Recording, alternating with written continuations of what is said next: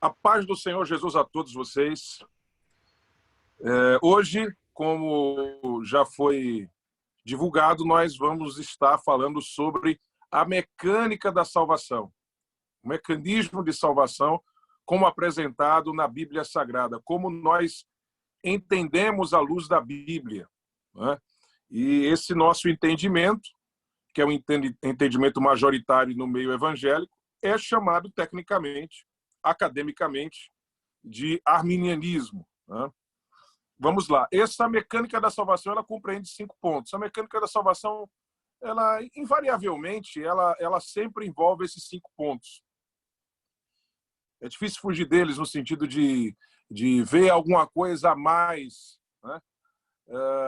Porque tudo mais que a gente poderia falar sobre a mecânica da salvação, o mecanismo da salvação, de alguma forma, está embutido em algum dos 5 pontos, né? Então, 5 pontos sintetizam perfeitamente todo o processo, toda a mecânica, todo o mecanismo da salvação. Tudo aquilo que ocorre nos bastidores do nosso processo de salvação, né? A nossa realidade, antes de virmos a Cristo, o que ocorre quando nós estamos vindo a Cristo, como se deu, como se dá esse processo, né? E nós temos o processo tanto em seu sentido passado, quanto no seu sentido presente, quanto no seu sentido futuro. Porque a salvação, ela tem 3 tempos, né? A gente vai encontrar na Bíblia versículos dizendo que nós fomos salvos. Nós vamos encontrar na Bíblia também textos afirmando que nós somos salvos, bem como encontramos na Bíblia textos dizendo que nós seremos salvos. Isso não é uma contradição, porque a salvação tem passado, presente e futuro. Nós fomos salvos, justificação, regeneração, justificação. Nós somos salvos, santificação. Seremos salvos, glorificação. Glorificação, que é o final desse processo todo, né? Bem, e tudo isso envolve essa mecânica toda que é bem apresentada, bem sintetizada nesses 5 pontos, né? O primeiro ponto, que é aquele em que praticamente não há divergência em todos os ramos do protestantismo, né? Nós temos, claro, como eu disse ontem, no meio evangélico, entre muitos, mas que se deve a uma má compreensão da mecânica da salvação e não uma posição que é assumida oficialmente, como fruto de uma reflexão sobre o assunto, uma convicção. Não é mais por falta de um conhecimento melhor sobre a doutrina bíblica a respeito da mecânica da salvação, né? Como eu disse ontem, a única denominação, o único grupo cristão no planeta Terra que oficialmente é semipelagiano, né, é a Igreja Ortodoxa, é a única, né, que inclusive não usa o termo pecado original, usa o termo pecado ancestral, né? Afirma categoricamente que o ser humano tem em si mesmo resquícios da imagem de Deus suficientes para que ele possa, por si mesmo, responder positivamente ao chamado divino para a salvação, né? Isso é semipelagianismo, né? Então, é a única corrente que oficialmente tem esse posicionamento, né? Todos os demais grupos não, nem mesmo a Igreja Católica, né? A Igreja Católica tem, obviamente, detalhes no seu processo de salvação que não se coadunam com aquilo que nós cremos, porque entendemos à luz da Bíblia que, muito ao contrário, está distante daquilo que assevera, que afirma a palavra de Deus. Mas, em relação a esse ponto, nós só podemos dizer que ela é semipelagiana, apesar de nós podermos afirmar que existe um certo, vamos dizer assim, espírito pelagiano na Igreja Católica a partir do momento que há uma supervalorização das obras. A Igreja Católica ela é complicada pelo seguinte, nesse ponto, né? Porque a Igreja Católica ela divide o perdão dos pecados da consequência dos pecados, né? Bem, a gente também entende que existe o perdão do pecado e existe a consequência do pecado, né?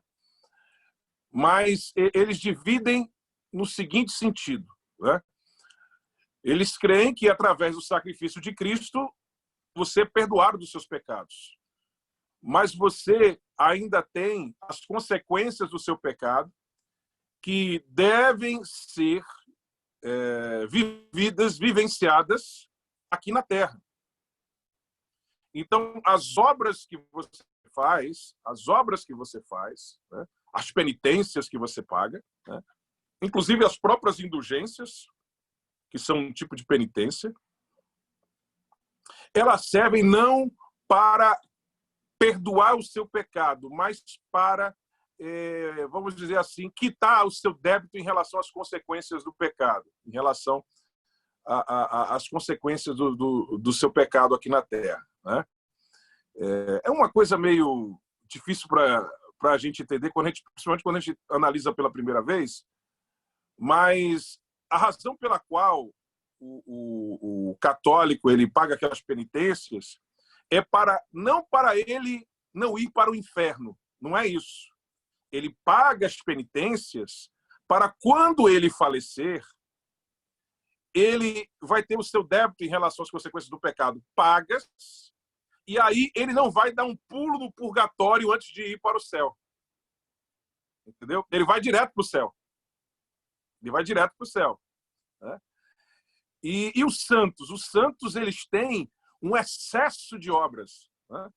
Inclusive, baseado nesse excesso de obras, esse tesouro de obras, a Igreja Católica oferecia indulgências a cada 50 anos. Aquela coisa do jubileu, como tem no Antigo Testamento. Então, a cada 50 anos, ela decreta indulgências para quitar esse débito, né? Uma grande quantidade de débitos que a pessoa tem em relação às consequências do pecado, para quem não vá para o purgatório, né? Ou se for para lá, fique o mínimo de tempo possível. E ele administra essas indulgências de onde? De onde ele vai tirar isso?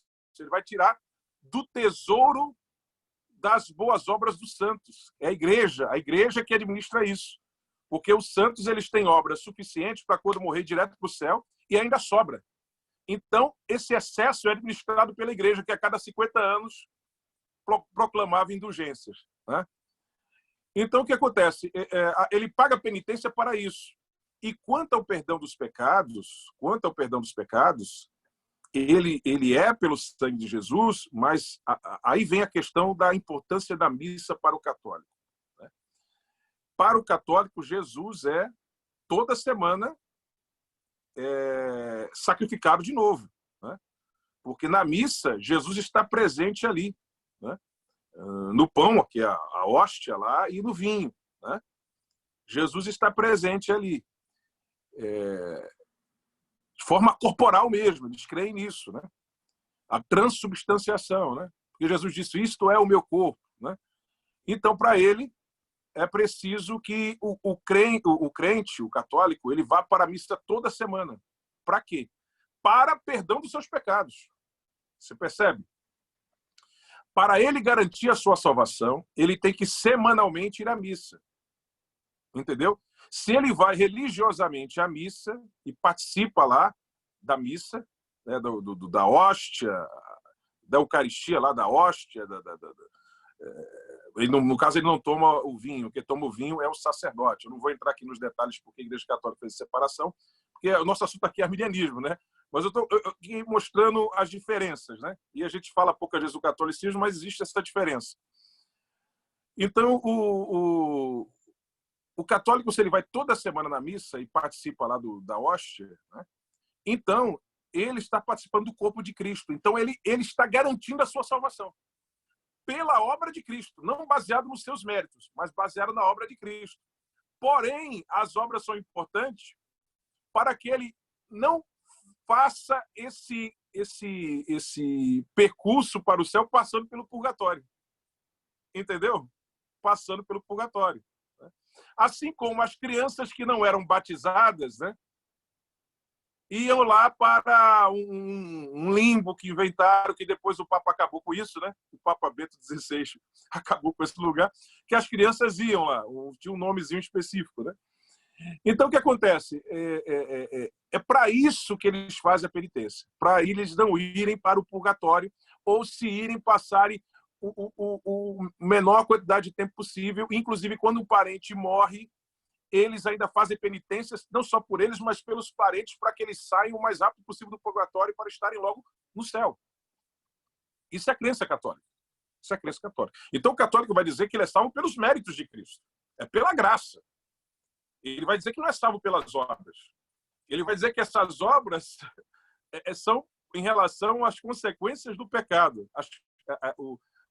as consequências terrenas, que a gente tem que pagar aqui na Terra ainda. Se a gente não pagar na Terra ainda essas consequências, quando a gente morrer, a gente não vai para o inferno, mas vai para o purgatório. Passar lá o tempo que for necessário para terminar de pagar isso, para então ir para o céu. Entende? Então é assim que pensa o católico, né? E o católico crê no pecado original, né? Diferentemente do ortodoxo, crê no pecado ancestral. Ele crê que o ser humano não tem condições de si mesmo de vir para Deus, mas através de uma ação da graça de Deus, ele pode vir. Ele crê que essa ação da graça já está manifestada sobre os seres humanos, né? Já foi dada essa graça a todos, né? Então, veja, a teologia católica tem várias peculiaridades, né? Os sacramentos têm uma importância enorme para eles, né? E os sacramentos deles não são apenas dois, né? Que nós, no nosso caso, chamamos de ordenanças. Eles têm outros sacramentos, né? A gente não vai entrar nesse detalhe aqui agora. Mas, enfim, vamos voltar aqui para nós, protestantes, né? Não há divergência em relação ao primeiro ponto. O primeiro ponto é o que a gente chama de depravação total, o que historicamente recebe o nome de depravação total. E que eu, particularmente, nos últimos tempos, tenho preferido chamar de corrupção total, né? No meu livro, na época que eu escrevi ele, há 4 anos, ele foi lançado há 3 anos, foi lançado em abril de 2017, mas ele foi escrito, entregue à CPAD no final de 2016, né?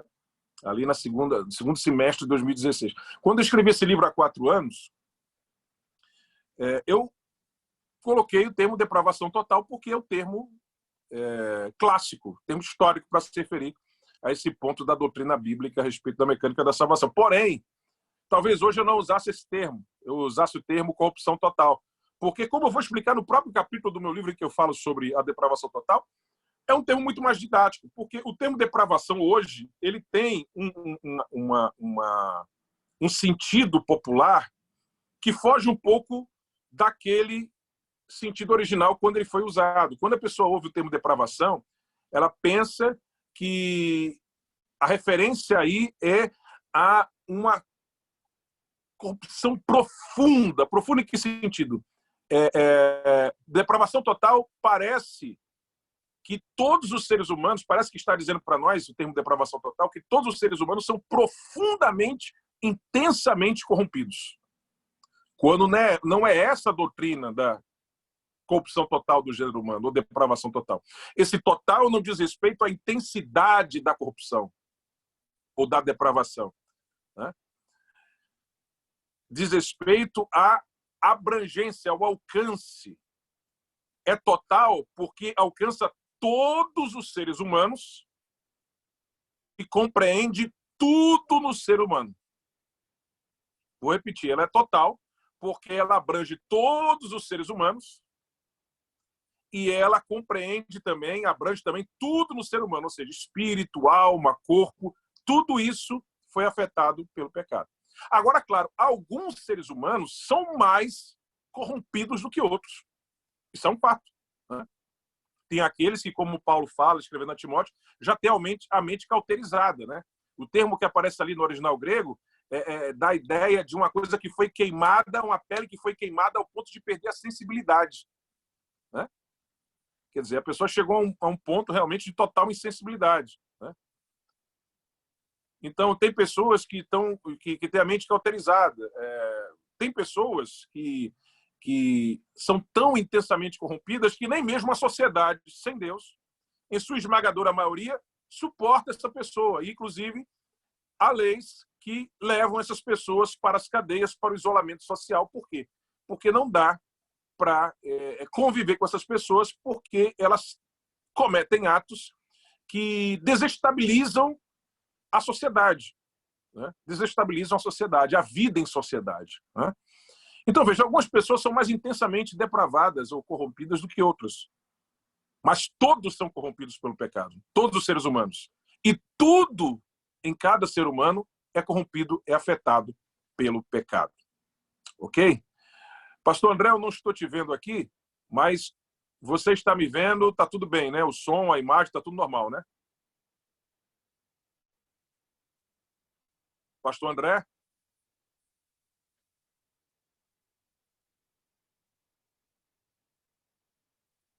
Pastor André, está tudo bem aí? Podemos continuar? Ok, então vamos lá. Já recebi uma mensagem dizendo aqui que está tudo normal. Vamos continuar. Então, o primeiro ponto. Ok, obrigado. O primeiro ponto é a corrupção total do gênero humano. Foi afetado pelo pecado. Pelo pecado. A Bíblia diz que quando Deus criou o homem, criou ele perfeito, né? Eclesiastes vai dizer que Deus criou o homem reto, Yeshar, ali no hebraico, mais ou menos assim a pronúncia em hebraico. Mas aí ele acabou usando mal o seu livre-arbítrio e, usando mal o seu livre-arbítrio, escolheu conhecer como é que era viver longe da vontade de Deus, tomar uma atitude longe da vontade de Deus, um posicionamento longe da vontade de Deus, e assim ele corrompeu-se. E essa corrupção estigmatizou a sua natureza e ele passou a gerar, obviamente, os seus descendentes conforme a sua nova natureza que ele tinha, que era não mais perfeita, mas era corrompida. Corrompida. Quando Deus criou o ser humano, ele era perfeito. Gênesis 1:31 diz que Deus, quando termina a sua obra da criação, ele diz que tudo que ele tinha feito era muito bom. Muito bom. É interessante quando a gente lê a narrativa da criação em Gênesis 1, a gente percebe que Deus vai criando as coisas e vai parando para analisar aquilo que tinha feito até aquele momento, como um artista que está construindo a sua obra, né? E aí ele cria algumas coisas, para e diz, está bom, e continua. Aí daqui a pouco para e diz, está bom. Aí continua criando. Daqui a pouco para e diz, está bom. E quando ele termina, e a última coisa que ele criou foi a obra-prima da sua criação, que foi o ser humano, ele não diz mais que as coisas estavam boas. Ele diz que tudo estava muito bom. E ele tinha criado o ser humano, né? Então, o ser humano era muito bom, né? Era muito bom. Mas aí ele, dentro do livre-arbítrio que Deus lhe concedeu, e Deus lhe concedeu o livre-arbítrio por quê? Porque Deus é amor, não é verdade? A Bíblia diz, está escrito na Bíblia Sagrada mais de uma vez, o apóstolo João assevera isso na sua primeira epístola mais de uma vez, que Deus é amor, né? E só pode haver amor se há relacionamento, não é verdade? Alguém pode até dizer, ora, se Deus em sua essência é amor, como diz o apóstolo João, e Deus é imutável, quer dizer, ele nunca muda, então ele eternamente é amor em sua essência, ele sempre foi amor em sua essência. E houve um tempo em que só ele existia, porque antes dele nada existiu. E tudo que existe veio dele, né? Ele é eterno, sempre eterno. Não teve começo e não terá fim. Ele é o alfa e o ômega, o princípio e o fim, o primeiro e o último, né? Ele compreende o tempo e está fora do tempo. Ele sempre existiu. Ele não simplesmente existe, ele é, né? Eu sou o que sou, né? Então, isso significa dizer que houve um momento em que só ele havia, e como é que ele pode ser amor desde sempre, se só é possível haver amor se existe relacionamento? E teve um momento, por assim dizer, né, porque a gente está falando de eternidade, houve um momento, por assim dizer, para usar um termo impróprio aí, mas, enfim, a gente não tem um termo melhor para descrever, houve um momento, né, em que só ele havia. Como é que ele pode ser desde sempre amor, se houve um momento em que só ele havia, então não existia um outro ente com o qual ele pudesse se relacionar para que existisse um relacionamento, para que o amor existisse? Como é que ele pode ser em sua essência amor? Porque Deus em sua essência é relacionamento. Como assim, pastor Silas? Nós devemos nos lembrar que a Bíblia nos apresenta Deus como ser triuno, né? Deus é uma unidade composta, por assim dizer, né? Os termos humanos são insuficientes para descrever essa realidade transcendental. Deus é um só, é um só. Mas também três pessoas distintas, Pai, Filho e Espírito Santo, formando um único ser, né? Nós não somos triteístas, nós somos monoteístas, né? Não dá para explicar isso perfeitamente com os argumentos humanos, com a linguagem humana, porque estamos falando de algo transcendental, né? Não dá, com a nossa linguagem limitada, a gente descrever isso perfeitamente. Mas fato é que Deus é, por assim dizer, uma unidade composta. Por assim dizer, né? Então significa dizer que dentro dele já havia relacionamento. O Pai, o Filho e o Espírito Santo, por toda a eternidade, desde toda a eternidade, vivem, melhor dizendo, vivem num relacionamento perfeito e harmonioso, onde transborda o amor. Porque esse relacionamento é perfeito e harmonioso. Por isso que Deus é amor, porque Deus em si é relacionamento. Percebe? Deus não era um ser que vivia isolado, sozinho, e aí triste porque ele vivia murmurando de si mesmo para si mesmo, no vazio da eternidade. Ele resolveu criar seres para se relacionar, para então se compensar emocionalmente, para resolver os seus problemas emocionais e existenciais. Não. Deus se basta em si mesmo. Ele é um relacionamento perfeito. Deus não vivia em solidão. Ele não é solidão, ele é relacionamento. Pai, Filho e Espírito Santo, desde toda a eternidade, formando numa unidade perfeita um único ser. Veja que coisa profunda, né? Que a Bíblia nos apresenta. E aí, esse ser, porque transbordava amor, não é porque era um ser não resolvido que precisava criar outros seres para tentar resolver os seus problemas emocionais. Não é isso. É um ser totalmente resolvido. E mais do que isso, um ser que transborda amor. E porque ele transborda amor, porque ele é amor, ele transborda amor, ele resolve criar outros seres para manifestar a eles o seu amor. Não é algo lindo? É isso que a Bíblia nos apresenta de Deus. Deus é amor. Deus criou o homem para se relacionar com ele. E veja o carinho de Deus. Quando ele cria o ser humano, ele prepara toda a terra, um jardim, para colocar o ser humano ali. Veja o carinho que ele tem pelos seres humanos. O carinho que ele tem. E quando ele faz o ser humano, ele faz diferente do que ele havia feito. Né? Nós não temos ali a narrativa da criação dos anjos, né? Alguns que tentam encontrar ali, quando a Bíblia fala de criação ali das coisas que estão no céu, corpos celestes e tal, acham que ali é alguma referência a anjos, mas eu não consigo ver dessa forma, eu acho um pouco forçado, né? E fato é que lá em Jó há um texto que diz que os filhos de Deus já cantavam quando Deus ainda estava criando as coisas. Quer dizer, anjos foram criados antes, né? E afinal, quando Adão e Eva são criados, surge ali Lúcifer, né? Que é um anjo caído. Se é um anjo caído, é porque os anjos existiam antes e houve uma queda antes de Lúcifer, não é verdade?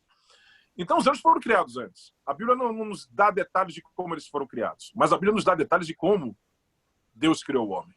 Quando Deus criou todas as coisas no universo que nós conhecemos, ou que não conhecemos ainda totalmente, mas que está aí, que foi criado por ele, tempo, espaço, matéria, tudo isso que nós conhecemos e que estamos inseridos nele, nesse contexto. Quando Deus criou tudo isso, ele apenas disse: apareça, surja, haja. Mas quando ele foi criar o homem, a última coisa que ele criou, na sua obra da criação, a sua obra-prima, que ele criou para governar como bom mordomo essa terra, esse universo, sob, claro, a orientação de Deus em comunhão com ele, ele não disse: apareça o ser humano. Não foi como quando ele criou os cavalos. Apareçam os animais do campo, apareçam os animais que se rastejam, apareçam animais da água, animais que voam. Não. Apareçam árvores, não. Ele, com suas próprias mãos, pegou do pó da terra, né, e fez como um escultor, fazendo a sua obra, o corpo humano, e soprou naquela sua obra, soprou algo dele para o ser humano. E aquele homem, aquele novo ser foi feito alma vivente ali, naquele sopro, né? Aquele sopro divino. E a Bíblia diz que nós fomos feitos à imagem e semelhança de Deus. Veja que nenhuma outra obra da criação tem o que nós temos. O cachorro não foi feito à imagem e semelhança de Deus, o cavalo não foi feito à imagem e semelhança de Deus, a árvore não foi feita à imagem e semelhança de Deus. Existem 3 níveis de vida, né? Os filósofos gregos chamavam de, os escolásticos chamavam de alma, né? Ou vida. 3 níveis de vida. Você tem, aqui na nosso universo, você tem a vida vegetal, como é conhecida. Depois você tem um nível superior, que é a vida animal. E depois você tem a vida humana, que é o nível mais alto da nossa vida aqui na Terra, né? No universo. A vida no nível vegetal, claro, o termo se refere às plantas. Hoje em dia, quando a gente usa o termo vegetal, se refere às plantas. Mas o termo vegetal não é um termo que é usado especificamente para se referir às plantas, mas ele se aplica às plantas porque as plantas são o melhor exemplo desse tipo de vida, né? A planta tem vida, né? Quando a sementinha brota lá, a raiz fica procurando umidade, água no solo para se alimentar. E o caulezinho sobe e vai procurando o quê? A luz, para depois aparecer as folhas para fotossíntese, para se alimentar. E a planta, ela absorve gás carbônico e joga fora oxigênio. O inverso do que a gente faz, né? A gente joga para dentro oxigênio e joga para fora gás carbônico, né? Então, veja, é uma vida. É uma vida. Mas é uma vida no nível inferior. Mas é uma vida, né? O animal tem a vida vegetal nele, mas tem algo a mais. Ele tem também a vida instintiva, né? E alguns instintos de alguns animais são tão apurados que às vezes parecem com sentimentos humanos, mas não são sentimentos humanos, né? Nunca vão ter a profundidade de um sentimento humano, nunca, de forma alguma. Mas, enfim, o animal tem essa vida vegetal, né? Ele tem. E o ser humano tem a vida vegetal e a vida animal nele, mas ele tem algo que nenhum desses outros níveis de vida tem. O que é a vida vegetal? A vida vegetal é o seguinte: agora mesmo vocês estão me assistindo. E neste momento o coração de vocês está batendo. Ele está batendo porque vocês mandaram alguma ordem assim para ele bater? Se vocês se esquecerem que o coração tem que bater, ele vai parar de bater? Não, ele vai bater normalmente. Vocês respiram sem parar para pensar que estão respirando. Os seus órgãos estão funcionando normalmente, as suas células, sem que você mande comandos, né? Tipo assim, comandos que você idealiza, pensa e joga para dentro de você, né? Introjeta para que então as coisas funcionem dentro de você. Não, isso funciona normalmente. Isso é o que? A vida vegetal. Inclusive, quando a pessoa está praticamente morta, só com alguns órgãos funcionando, o que é que os médicos dizem? Ele está vegetando. Entende? Isso é a vida vegetal. Agora, a vida animal é algo que vai além disso. Tem instintos também. O ser humano tem isso? Tem também. Além da vida vegetal, ele tem a vida instintiva, né? Ele tem um instinto de sobrevivência, ele tem um instinto sexual, né? Ele tem tudo isso. Mas o ser humano tem algo mais do que isso. Porque ele foi feito à imagem e semelhança de Deus. Então ele tem algo que vai além desses outros níveis de vida, né? Ele tem vontade, emoções, ele tem intelecto, ele tem uma consciência moral, um espírito, espiritualidade, né? Ele tem tudo isso, porque ele foi feito à imagem e semelhança de Deus. Deus é espírito, Jesus diz em João capítulo de número 4. Então, se a Bíblia nos diz que nós fomos feitos à imagem e semelhança de Deus, Então, essa imagem e semelhança não diz respeito à compleição física, não diz respeito ao nosso corpo físico.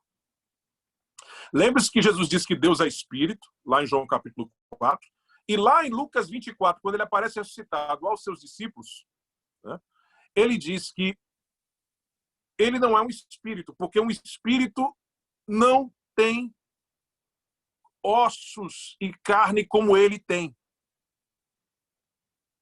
Porque eles pensaram assim, não é Jesus, é o espírito dele. Ele disse, não, toque e veja que sou eu, porque o espírito não tem carne e ossos como eu tenho.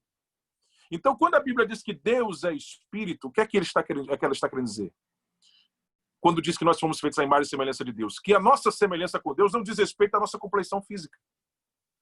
Diz respeito à nossa substância imaterial. Veja, Deus é espírito, mas isso não significa dizer que Deus não pode se manifestar de forma corpórea. Claro que ele pode. Você tem as teofanias no Antigo Testamento, as manifestações físicas de Deus. Você tem o Espírito Santo descendo em forma corpórea de pomba sobre Jesus, por ocasião do batismo dele. Você tem o próprio Jesus encarnado, Deus feito homem. Deus pode se manifestar da forma que ele quiser, ele é Deus. Mas ele é espírito. A questão não é se Deus pode se manifestar de forma corpórea ou não, de forma física ou não. Ninguém está discutindo isso. Mas a questão é que Deus é espírito. Não é verdade? É isso que Jesus afirmou. É isso que afirma a palavra de Deus. Então, se nós formos feitos à imagem e semelhança de Deus, a nossa imagem e semelhança de Deus diz respeito não à nossa compleição física, repito, assevero, enfatizo, mas diz respeito à nossa substância imaterial. E por que aparece o termo imagem e semelhança? Imagem e semelhança não é uma referência a duas coisas distintas, mas de alguma forma interligadas. Não. Isso é um paralelismo hebraico muito comum na linguagem hebraica. É uma expressão idiomática, é um idiomatismo, é uma idiosincrasia idiomática. Né? Nós temos o paralelismo sinonímico no hebraico, nós temos o paralelismo antitético no hebraico, enfim. Temos o paralelismo sintético no hebraico, enfim. Imagem e semelhança são termos, em sua essência, idênticos em seu significado, que são usados lado a lado para reforçar uma mesma ideia. Como quando Jesus diz assim, em verdade vos digo. Né? Ali no original é amém, amém. Né? Isso é o quê? É um paralelismo hebraico. É um idiomatismo, é uma expressão idiomática hebraica, é uma idiosincrasia, vamos dizer assim, uma característica própria do idioma hebraico. Né? Ainda mais nos dias de Jesus. Então, imagem e semelhança nada mais é do que a Bíblia enfatizando que nós fomos feitos à semelhança de Deus. Ok? E aí, vamos lá.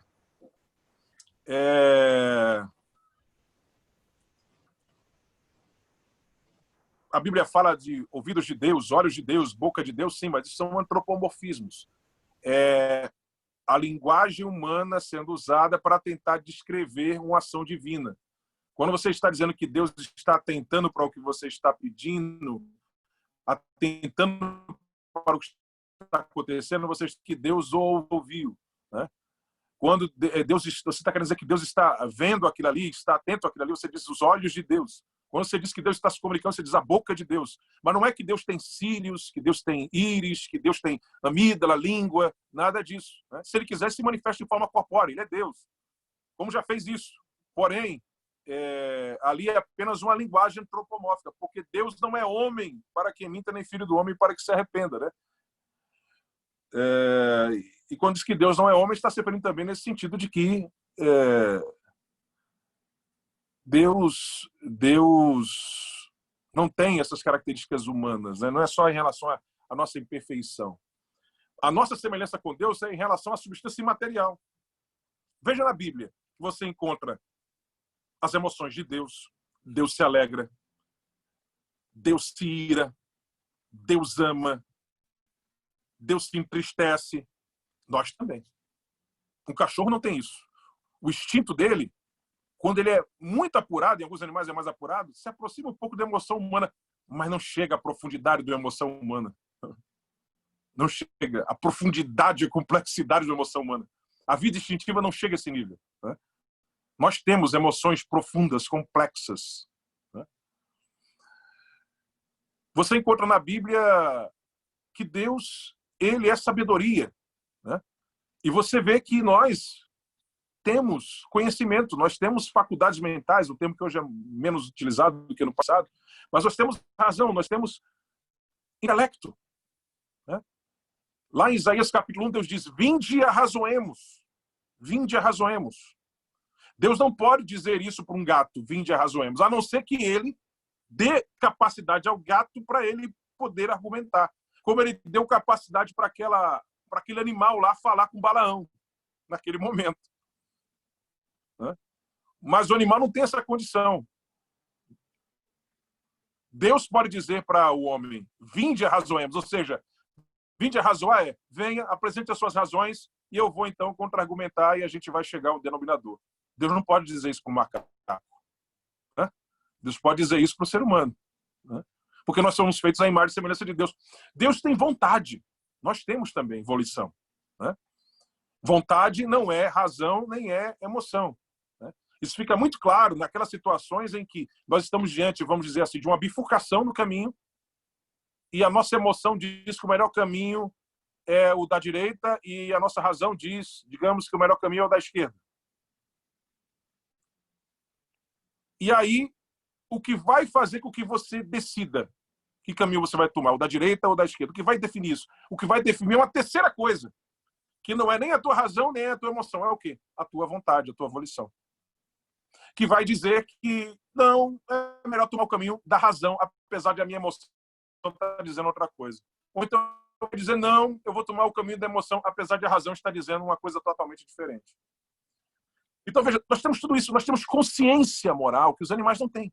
Nós temos o espírito, nós podemos nos relacionar com Deus. O espírito envolve justamente a consciência moral e essa conexão com o mundo espiritual. Né? Nós temos tudo isso.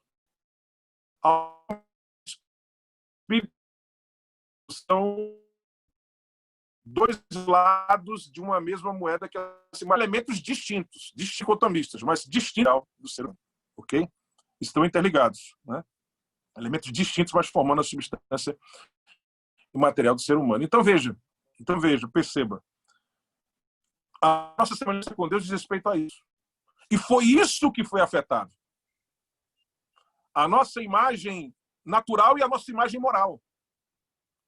A nossa imagem essencial e a nossa imagem acidental, como se chama na teologia, né? A imagem natural é vontade, emoções, intelecto. A nossa imagem moral, consciência moral. Né? Então, tudo isso foi afetado pelo pecado. Quando a gente diz que a queda afetou o ser humano, a gente está querendo dizer que afetou isso tudo. Cada um desses pontos da nossa substância material foi afetado pelo pecado. Mas não só isso. O nosso corpo também foi afetado pelo pecado. Foi afetado pelo pecado. A Bíblia fala de morte. Morte na Bíblia tem um sentido de separação, de alienação. A Bíblia diz que o salário do pecado, o resultado do pecado é o quê? A morte. Morte física, morte espiritual, antes de tudo morte espiritual, morte física e morte eterna. Né? Se você está morto espiritualmente, significa dizer que você está alienado de Deus. Se você morre fisicamente, isso está querendo dizer o quê? Isso está querendo dizer que o teu corpo se separou da tua substância material. Deus não fez a tua substância material para se separar do teu corpo. O pecado é que provocou isso. O envelhecimento, o enfermar, a degeneração das células, a morte física, a separação do físico da substância material. Isso não estava no plano de Deus, isso é resultado do pecado. E se você morre fisicamente estando morto espiritualmente, então você morre eternamente. Separado, alienado para sempre de Deus. Então, é isso que fala Efésios capítulo 2, que diz que nós estamos mortos espiritualmente. Está dizendo que nós estamos alienados de Deus. E aí o texto de Efésios vai dizer o seguinte, né? Efésios capítulo 2, quando fala sobre essa alienação, os irmãos se lembram muito bem dessa passagem, o apóstolo Paulo, ele vai justamente falar de como o pecado afetou tudo no ser humano. Ele diz, verso 2, em que no outro tempo andaste segundo o curso deste mundo. Né? Mundo aqui se referindo a esse sistema fomentado, alimentado pelo diabo, que tem tentáculos em toda a sociedade, e devido justamente à sua abrangência global, ele é chamado, usando aquele recurso de linguagem que a gente aprende na escola, chamado metonímia, de mundo. Né? É mundo nesse sentido de sistema. Né? Em que no outro tempo andaste segundo o curso deste mundo, segundo o príncipe das potestades do ar, do espírito que agora opera nos filhos da desobediência, entre os quais todos nós antes andávamos nos desejos da nossa carne, da nossa natureza pecaminosa, fazendo a vontade da carne, ou seja, da nossa natureza pecaminosa, e dos pensamentos. Veja que o texto fala de desejos, vontade e pensamentos. Tudo isso foi afetado. E éramos, por natureza, filhos da ira, como os outros também. Nós éramos filhos da ira. Né? Então, veja que o pecado afetou tudo. Então, um ser humano assim, né, ele não tem condições de em si mesmo vir para Deus. Ele não tem condições. E você vai ver isso claramente no texto sagrado. Né? Jesus diz, ninguém pode vir a mim se não houver antes uma ação preveniente, se o Pai não trouxer. Jesus diz, o Espírito Santo convencerá do pecado, da justiça e do juízo. Por quê? Porque o ser humano não pode vir por si mesmo para Deus, a corrupção total do gênero humano. Então é importante ter esse primeiro ponto bem solidificado, bem cristalizado. Né? O Wesley achava que esse ponto é um ponto mor da mecânica da salvação, porque se você começa com a base errada, então tudo que você construir em cima depois complica. Né? Complica, se a base já começa errada. Tem que começar com isso aí, a queda. Né? Os efeitos da queda. Então, corrupção total do gênero humano diz respeito a isso. E aí vem a segundo ponto da mecânica da salvação, que é a precedência da graça. Porque não dá para você vir a Deus por si mesmo. Você precisa da ação precedente da graça, a preveniência da graça. Não é? Aí começa a nossa divergência com nossos irmãos calvinistas, enfim, porque os irmãos calvinistas vão dizer que, justamente por causa da corrupção total do gênero humano, para que o ser humano venha a Deus, é necessária, sim, a precedência da graça. Mas eles acreditam que essa graça que precede, ela não é derramada sobre todos, ela não é oferecida a todos, ela não é concedida a todos, mas ela só se manifesta na vida de algumas poucas pessoas que Deus arbitrariamente escolheu, pelo seu próprio querer, salvar em detrimento das outras que ele simplesmente resolveu que elas se perdessem, não lhes concedendo essa graça e, consequentemente, a possibilidade de eles serem salvos. Essa graça, ela não é comum, e essa graça, segundo o ponto também de divergência, ela é irresistível quando ela se manifesta. Quando Deus manifesta essa graça precedente sobre uma pessoa, ela tem que vir de todo jeito para Cristo. Nós não acreditamos assim. À luz do texto bíblico, nós entendemos que essa graça que precede, ela é uma graça comum. Eis aí um ponto interessante. Você sabe que essa coisa de graça comum, o termo teológico graça comum, é uma invenção calvinista? É uma invenção calvinista do final do século XIX, enfatizada no início do século XX? Quando os calvinistas começaram a brigar entre si sobre a questão do chamado geral para a salvação? E aí eles, para tentar explicar por que a necessidade do chamado geral da salvação e também o porquê mesmo uma pessoa não sendo crente, ela recebe favores de Deus, né? Bênçãos. Né? Jesus disse que a chuva cai sobre o terreno de justos e ímpios. Jesus disse que o sol se levanta sobre a cabeça de justos e de ímpios. Né? O ímpio também pode gerar filhos, que é uma bênção. Né? Então, eles cunharam o termo graça comum. Graça comum. Né? E disseram que existem, então, dois tipos de graça. Uma graça que é comum e outra que não é comum. A que é comum é essa que Deus derrama sobre justos e ímpios por igual. E a que não é comum é a para salvação. Deus só dá alguns pouquinhos que ele determinou de antemão. E ela se manifesta de forma irresistível sobre a vida da pessoa fazendo a vir a Cristo. Enquanto nós entendemos à luz da Bíblia que não existe essa diferença, essa distinção. A graça de Deus é uma só. Ela sempre tem intenção salvífica. As dádivas que Deus concede, a misericórdia de Deus manifestada em relação ao ímpio, é Deus, em sua generosidade, permitindo ao ímpio que ele tenha isso, para que ele se sensibilize para as coisas de Deus, porque a própria criação, ela aponta para Deus. Não é isso que Paulo diz em Romanos capítulo 1? De maneira que nós não somos inexcusáveis, não é verdade? Então, a graça de Deus é uma só. Ela sempre tem a intenção salvadora. A graça salvadora de Deus, ela é comum. Ela é comum. Eu não acho tão problemático haver irmãos arminianos que defendem a graça comum e a graça salvadora, essa distinção dentro da graça. Eu não acho problemático.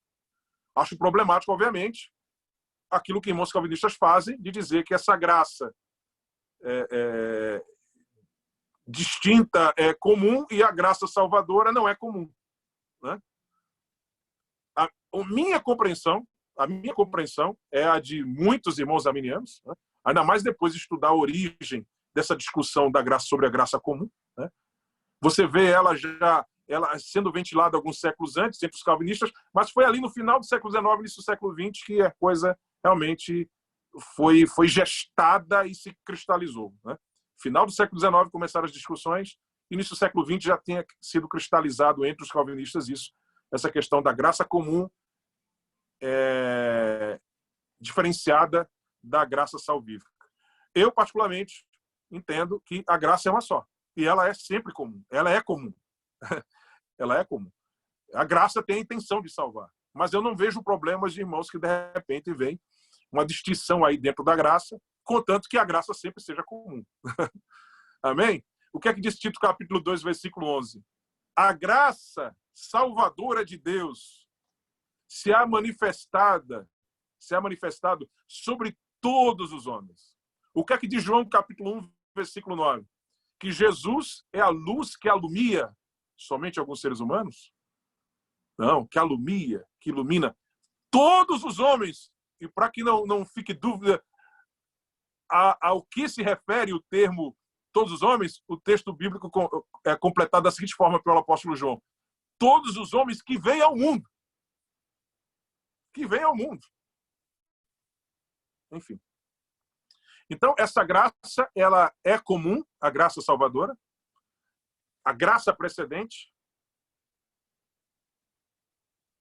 é um fato, por causa da corrupção do gênero humano, da impossibilidade do ser humano vir a Deus por si mesmo.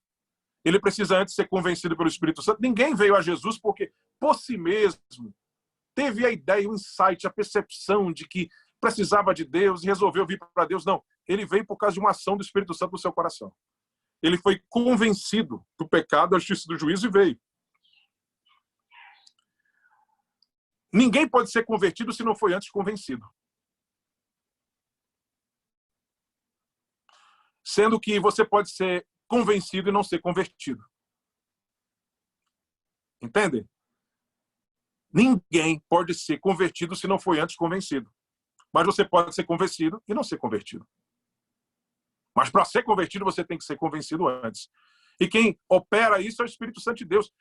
Como está escrito em João capítulo 16, foi Jesus que falou isso. Afinal de contas, é o Espírito Santo que opera tudo que diz respeito ao processo de salvação.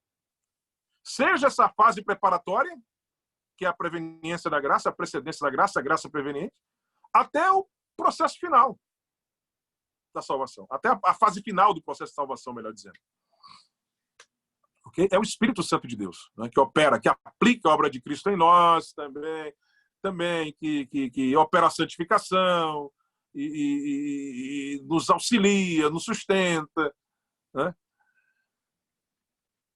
É o Espírito Santo de Deus, que vai também operar essa glorificação em nós, né? A ressurreição do corpo, a glorificação.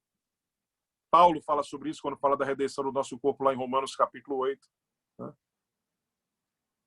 Ele vai falar das primícias do Espírito, vai falar sobre esse trabalho do Espírito, enfim. As primícias do Espírito em nós, hoje, em relação àquilo que nós vamos receber mais à frente, entre essas coisas está a glorificação, isso está em Romanos 8, isso está em Coríntios também. Efésios, se não me engano, também Paulo menciona isso lateralmente. Mas vamos lá. Então, essa graça ela é comum e ela pode ser resistida. Ela pode ser resistida. Jesus disse, lamentando sobre Jerusalém, seu célebre lamento sobre Jerusalém: Jerusalém, Jerusalém, quantas vezes eu quis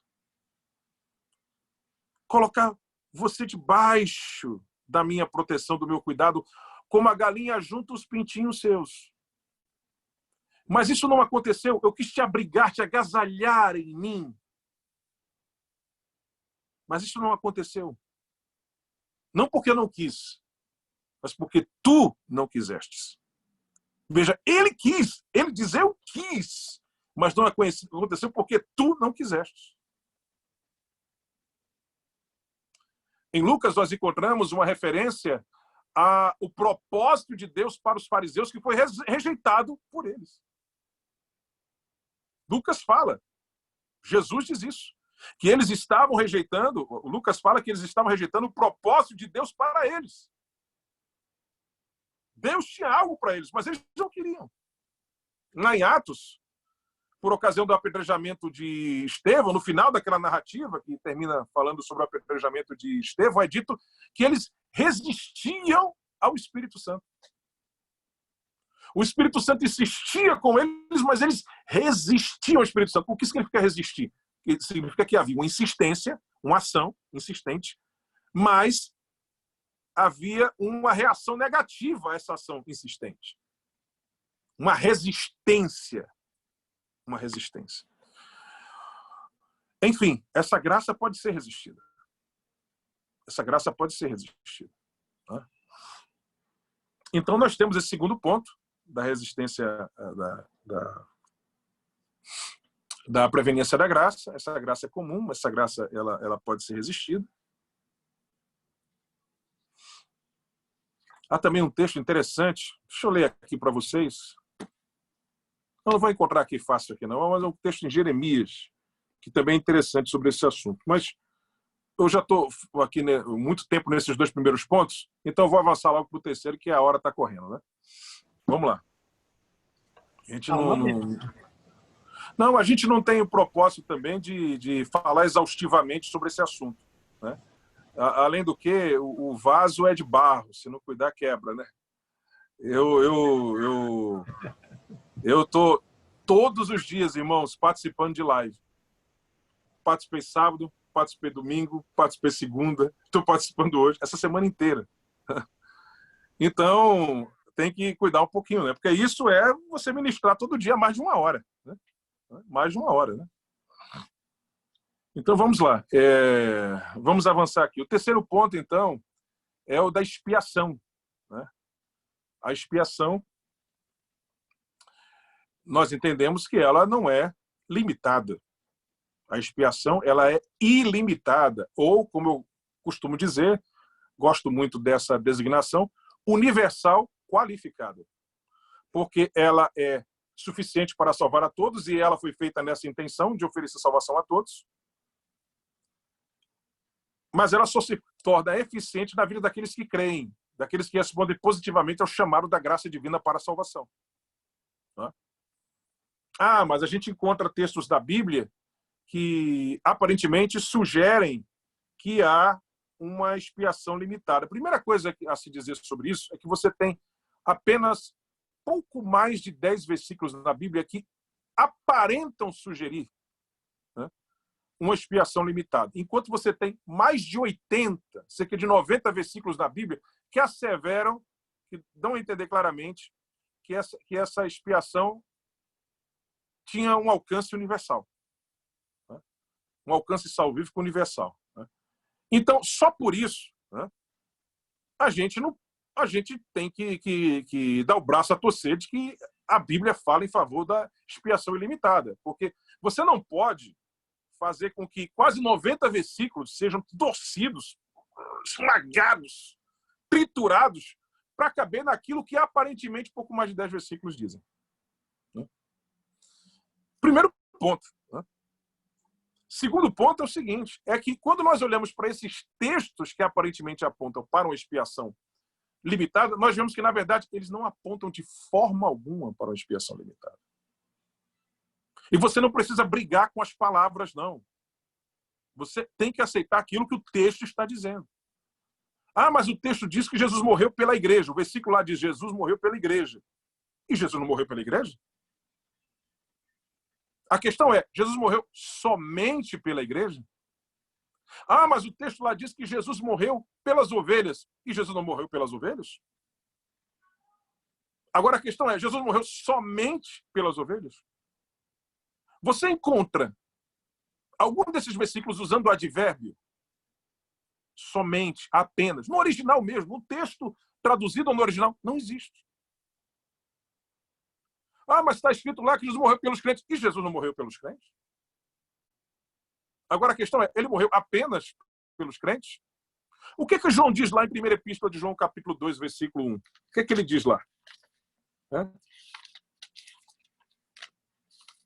Texto bastante conhecido. Eu sei que os irmãos conhecem o texto bíblico, mas é sempre bom a gente rememorar o texto bíblico, se voltar para ele. Afinal de contas, toda a nossa reflexão,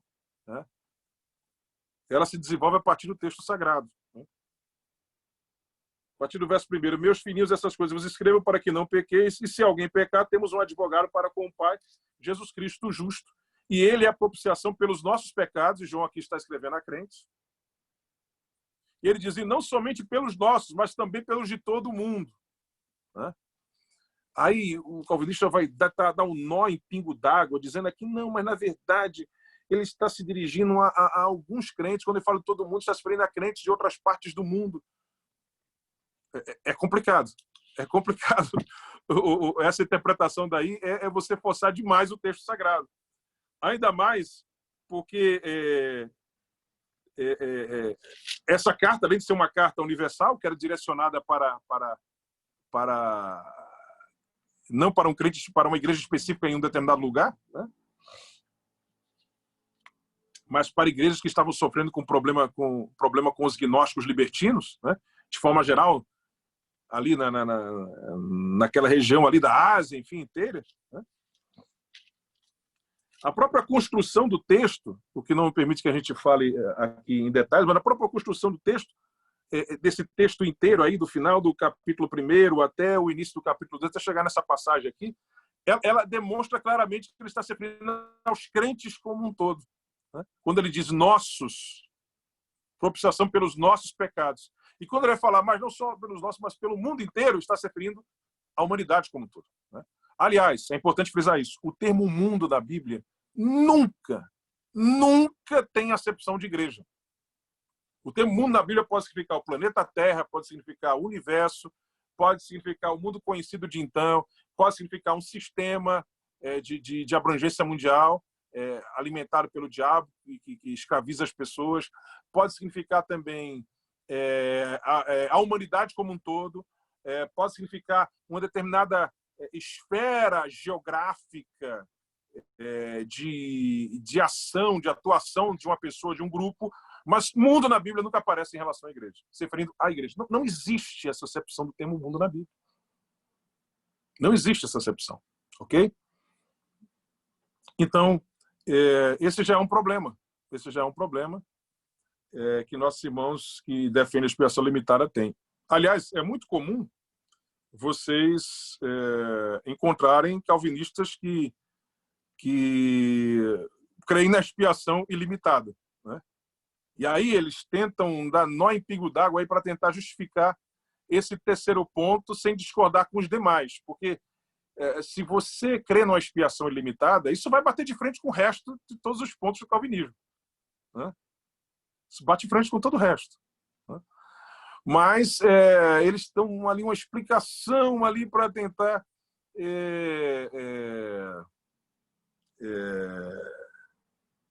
salvar a sua defesa da expiação limitada. Por quê? Porque, afinal de contas, eles já conhecem que não dá para defender a expiação limitada à luz da Bíblia. Aliás, vou te dizer, a expiação limitada à luz da Bíblia não dá para defender. Aliás, vou dizer mais. O próprio João Calvino, ele terminou a sua vida defendendo a expiação ilimitada. Claro, fazendo também aquela manobra que é usada por aqueles irmãos que defendem esse posicionamento. Mas ele defendeu isso. Diferentemente do seguidor Teodoro Beza, que manteve aqueles 5 pontos rígidos do calvinismo. Né? Do calvinismo. Então, queridos,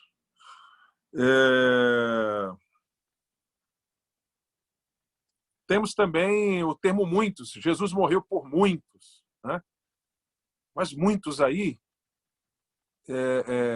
não significa todos. Não é isso. É porque no original no grego, você tem a expressão muitos com o sentido de apenas uma parte de um todo, e você também tem uma expressão lá que significa muitos, que é usada nessas passagens às quais estou me referindo, mas não no sentido de uma parte de um todo, mas para se referir a quantidade grande da coisa, entendeu?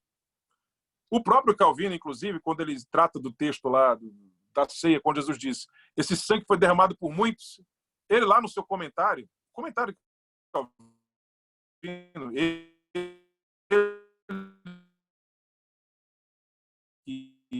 que defende o geral e não... Ele vai dizer significado, porque o termo aqui no original é a ideia de muitos, não no sentido de uma parte dentro de um todo, de uma grande parte dentro do todo, mas, na verdade, no sentido de uma grande quantidade, porque é a humanidade inteira, então fala-se muitos.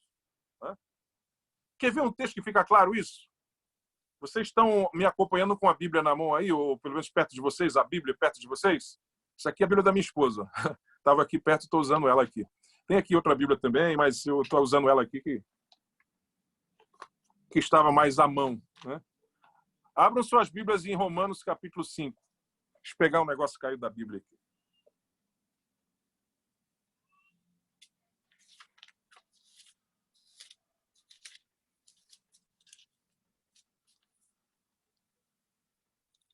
A partir do verso 12. Vocês encontraram Romanos 5? A partir do verso 12. Paulo diz o seguinte: pelo que como por um homem entrou o pecado no mundo, e pelo pecado a morte, assim também a morte passou a todos os homens. Por isso que todos pecaram. Bem, aqui está claro que o pecado afetou o mundo todo, né? O mundo, todo mundo. Aí vamos prosseguir aqui na leitura, vamos pular aqui para o versículo 15. Mas não é assim o dom gratuito como a ofensa. Porque se pela ofensa de um morreram quantos? Pela ofensa de um morreram quantos? Muitos. Ué? Mas não morreram todos? Por que agora são muitos? Muitos aqui são sentido de todos. Vamos prosseguir? Muito mais a graça de Deus e o dom pela graça que é de um só homem, Jesus Cristo, abundou sobre muitos. Muitos aqui têm o mesmo sentido de todos.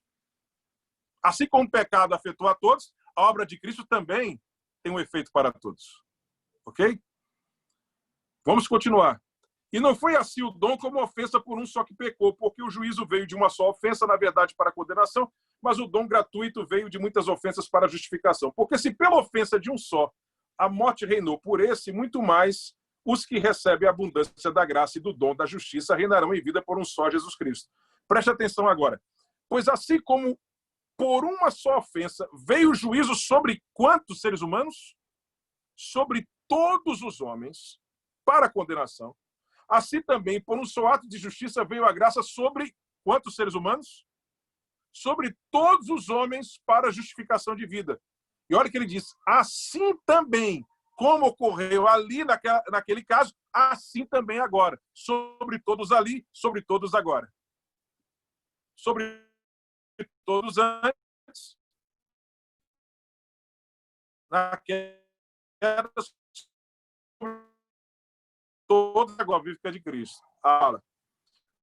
Porque eles foram feitos pecadores, muitos foram pecadores. Ué, são muitos ou todos? É muitos com sentido de todos. Prossigamos. Assim, pela obediência de um, muitos serão feitos justos. Ok? É muitos com o sentido de todos. Né? Aqui está dizendo, essa justificação é oferecida a todos. Ela é real para todos. Né? Claro, ela só vai se tornar efetiva da vida da pessoa, mas ela está disponível a todos. Né? Veio, porém, a lei para que a ofensa abundasse. Superabundou a graça, para que assim como o pecado reinou na morte, também a graça. Então, veja, muitos com o sentido de todos. Que é o mesmo caso daquela passagem lá da ceia, quando Jesus disse que ele derramou aquele sangue por muitos. Ok? Não tem como você defender uma expiação limitada. É impossível, à luz do texto bíblico. É impossível. A defesa de uma expiação limitada é uma coisa assim absurda. A pessoa que ainda insiste nisso é uma pessoa que ele simplesmente está brigando com a realidade. Brigando com a realidade. Não há como você sustentar isso. Como eu disse, você tem, inclusive, muitos calvinistas de apenas 4 pontos, não 5 pontos, justamente por causa disso. Mas aí, para que a coisa se encaixe com os demais pontos, como eles crentes, fazem uma ginástica ali, quando vão falar dessa universalidade da expiação. Entendeu? Puxa uma interpretação de tal forma que para justificar o restante dos outros pontos, para que não haja um desencaixe. Mas aqueles calvinistas mais rígidos, eles dizem, olha, é absurdo isso, porque é um sistema lógico fechado. E realmente é. O calvinismo é um sistema lógico fechado. Se você quebrar um desses 5 pontos, então tudo mais rui.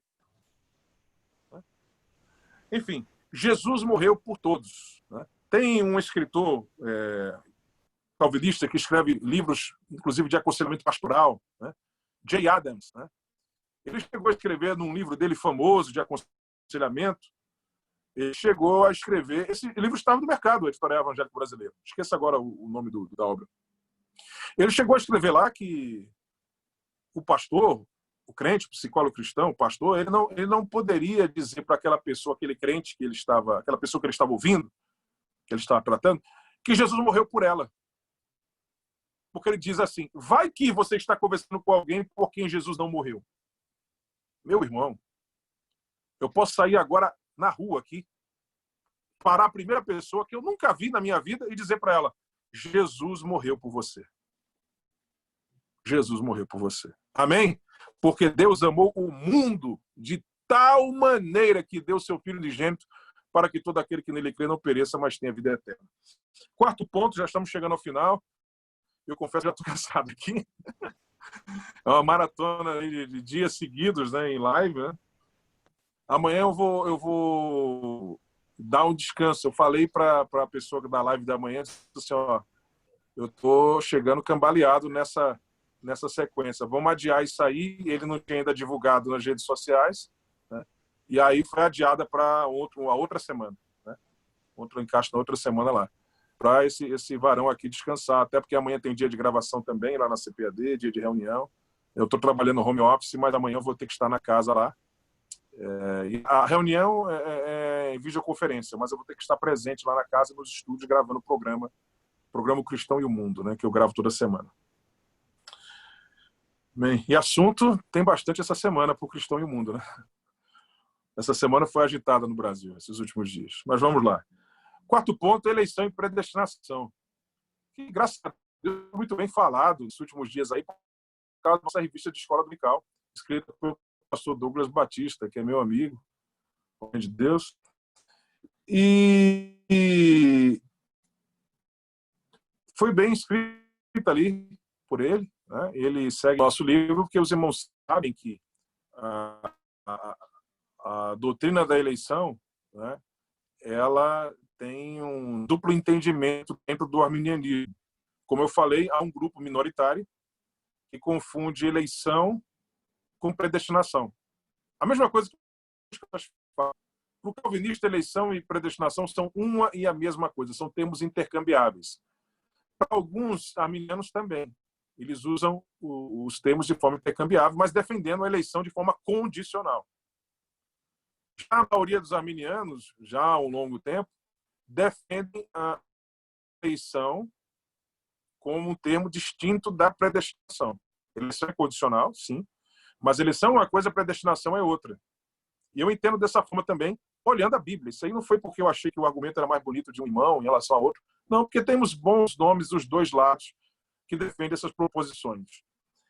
Mas é porque, analisando na luz da Bíblia, né, eu percebi que realmente é isso que transparece no texto sagrado. Eleição é uma coisa, predestinação é outra. Eleição é uma coisa, predestinação é outra. Eleição é aquilo que o nome diz. Predestinação também é aquilo que o nome diz. Eleição é o quê? Escolha. É seleção. O termo eleição significa isso. É seleção, é escolha. A grande questão é essa escolha, essa seleção. Que é a seleção quê? Seleção para a salvação. Essa eleição é a eleição, essa seleção é uma eleição, é uma seleção para a salvação. A questão é, ela se dá de forma condicional ou de forma incondicional. Nós temos aqui a massa de perdidos, a humanidade inteira. Deus vai salvar alguns, mas ele não quer salvar de forma incondicional. Ele quer salvar de forma condicional. E qual é a forma que ele vai salvar? Vai salvar através de Cristo. Vai falar sobre isso. A eleição é condicional e incondicional. Não é verdade? Ele pode resolver salvar alguns arbitrariamente. Simples, eu resolvi salvar e pronto. Os outros eu não quero oferecer a possibilidade de salvação. Só quero oferecer a possibilidade de salvação, que no caso desses aqui não é simplesmente a possibilidade, mas vai ser uma realidade mesmo, eu vou forçar a ser uma realidade. Eu quero conceder só a esses a salvação. Pronto. Isso aí fere a equanimidade, vamos dizer assim, em Deus. Né? A coerência em Deus. Mas alguém vai dizer assim, mas todos estavam perdidos. Sim, todos estavam perdidos. Mas se você concede a possibilidade de salvação a uns e não concede a possibilidade a outros, tipo apóstolos, simplesmente porque você não quer conceder, como é que pode haver justiça nesse julgamento? Não pode. Né? Além do que, independente da questão lógica, o texto bíblico é claro, a eleição ela se dá de forma condicional. Qual é a condição? A condição para ser selecionado para a salvação é estar em Cristo. E aí é o ponto que eu disse que nós iríamos enfatizar, que a eleição é cristocêntrica. Você só vê a Bíblia falando de eleitos nele, eleitos no amado, eleitos em Cristo. Você não é eleito para estar em Cristo. Você não vai encontrar nenhum versículo da Bíblia dizendo que nós somos eleitos para estar em Cristo. Você vai encontrar a Bíblia dizendo que somos eleitos para a salvação, porque essa seleção é para a salvação. Mas você não vai encontrar nenhum versículo dizendo que nós somos eleitos para estar em Cristo. Você só vai encontrar a Bíblia afirmando que nós somos eleitos em Cristo. A eleição se dá nele. E o que eu preciso fazer para estar nele? Fé e arrependimento. Fé e arrependimento. Isso é a doutrina da eleição. A eleição também é corporativa, né? Porque em todas as passagens que aparece o termo, né, se referindo à salvação, o que nós encontramos é ele ser usado para se referir ao coletivo. Né? Na própria Epístola aos Efésios, a igreja é apresentada como uma família, como um prédio, como edifício, né? Um edifício, enfim, como um coletivo. Então, a eleição é corporativa. O termo eleição se refere àquelas pessoas que, como diz Pedro, né, eleitos segundo a presciência de Deus, né, Deus já sabe que vão permanecer. Né? É importante isso, né? É importante frisar isso. O termo eleitos, a igreja eleita, os eleitos se refere àqueles que vão vir para Cristo, respondendo possivelmente ao chamado divino para a salvação, e vão permanecer até o fim. Alguns podem até ter momentos de fraqueza, esfriarem na fé, mas vão permanecer até o fim. Esses aí, Deus da sua presciência sabe quem são. Ele que sabe todas as coisas antes de todas as coisas acontecerem, sabe quem são. Esses são eleitos, são certamente eleitos. Não são aqueles que a gente não sabe se vão terminar eleitos. Né? Esses eleitos de que a Bíblia fala são aqueles que certamente serão eleitos. Nisso a gente concorda com os calvinistas. Calvinistas, você está certo, realmente, se refere àqueles que não vão se perder. Mas a questão eles não vão se perder porque foi determinado? Não. Eles não vão se perder, porque Deus sabe, segundo a presciência de Deus, Deus sabe que eles não vão se perder. Entendeu? E o que é predestinação? Predestinação é aquilo que o nome diz também. A gente não precisa brigar com os termos, não precisa brigar com as palavras. Predestinação é destinar de antemão. Se destinar é destinação, não. Predestinação diz respeito ao propósito de Deus para aqueles que serão salvos. O propósito de Deus para aqueles que serão salvos. E qual é o propósito de Deus para aqueles que serão salvos? Romanos capítulo 8, que fala da predestinação, e Efésios capítulo 1, que fala da predestinação. São os dois capítulos que falam de predestinação na Bíblia. Nos dizem qual é o propósito de Deus para aqueles que serão salvos.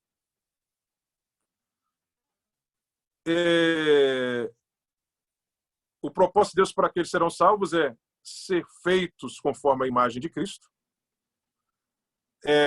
nos tornarmos filhos por adoção através de Cristo e, consequentemente, cordeiros com Cristo. Amém? Cordeiros com Cristo. Então, queridos, isso é a doutrina da eleição, isso é a doutrina da predestinação. A gente poderia falar ainda muito mais coisa, por exemplo, a doutrina da eleição, ela começa com a eleição de Cristo, né? Depois vem a eleição de Israel, para depois chegar na eleição da igreja. Aí a gente teria que ir para Isaías, teríamos que ir para Deuteronômio, teríamos que ir para várias outras. Não permite, a gente está aqui condensando o assunto, tá? A gente não vai, como disse, falar exaustivamente sobre esse assunto, até porque é absolutamente impossível, né? Não temos como fazer isso, não temos condições físicas de fazer isso, né? Mas, falou alguma coisa, André? Eu vi alguém falando aí? Não, senhor. Ah, tá, porque eu tinha ouvido um barulho e pensei que fosse você. Não sei se foi aqui também ou se foi lá fora. Lá fora que eu digo, aqui fora da biblioteca, do escritório onde eu estou, né? Mas vamos lá. Então, a gente já falou de expiação, da eleição, predestinação, corrupção total de número, graça preveniente, agora a segurança da salvação. Sim, a segurança da salvação. Há um ponto importante aqui, irmãos, para frisar. Deixa eu ver se encontra aqui. Não sei se todos os irmãos que nos ouvem são assembleianos, né? Acho que são, né, pastor André? Talvez alguns não sejam, alguns são, outros não. São. Eu acho, pastor, pelos que eu vi, a maioria quase absoluta. Tá. Enfim, nós temos a nossa declaração de fé das Assembleias de Deus, né? Que deixou aí consolidado aquilo que a gente historicamente já defendia, né? Desde 2017 ela foi elaborada, né? Aqui você encontra os 5 pontos da mecânica da salvação, né? A única coisa aqui que é distinta é que, claramente, no capítulo que fala sobre, no tópico que fala sobre eleição e predestinação, a nossa declaração de fé, ela deixa entender que ela confunde os termos, usa os termos de forma intercambiável, né? Curiosamente, esse é um posicionamento também, se não me falha a memória, é isso mesmo, de Armínio. O próprio Armínio, ele que antes foi um calvinista rígido, antes de se tornar de mudar de posicionamento, né? Lendo Ramsey, lendo Melanchthon, lendo Stecanos, os arminianos anteriores a ele, né? Como eu disse, o termo arminiano é só um nome que foi dado, porque, por exemplo, tinha muitos arminianos antes de Armínio, né? Ele, por ter vindo desse meio, você percebe na obra dele que ele usa os termos também de forma intercambiável, né? E alguns arminianos fazem isso também, sendo que a maioria hoje não faz porque entende justamente que existe uma distinção clara entre eleição e predestinação na Bíblia. Mas são dois lados de uma mesma moeda, estão interligados, eleição e predestinação, mas são duas coisas distintas, né? É como se fosse, por exemplo, a nossa substância material, como eu falei. A substância material do ser humano é uma coisa, né? Mas ela é formada de 2 elementos distintos, alma e espírito. Estão conectados entre si, formando essa substância material. Mas são elementos distintos, ok? Mas os dois formam a substância material, porque estamos falando de imaterialidade aí, né? Nosso corpo é a substância material. Alma e espírito formam a substância imaterial, não é verdade? Então, eleição e predestinação são duas coisas distintas, mas estão os dois lados de uma mesma moeda, estão interligados. Por quê? Eleição diz respeito à seleção daqueles que serão salvos E predestinação diz respeito ao propósito daqueles que serão salvos, os eleitos. Né? Propósito de Deus para os eleitos. Né? Então, na nossa declaração de fé, eu percebo isso. Né? Mas a maioria esmagadora dos irmãos arminianos, eles pensam dessa forma, não só está no meu livro assim. O próprio pastor Douglas Batista, ele ensina dessa forma na nossa revista de história dominical. Então, esse é um ponto interessante. Né?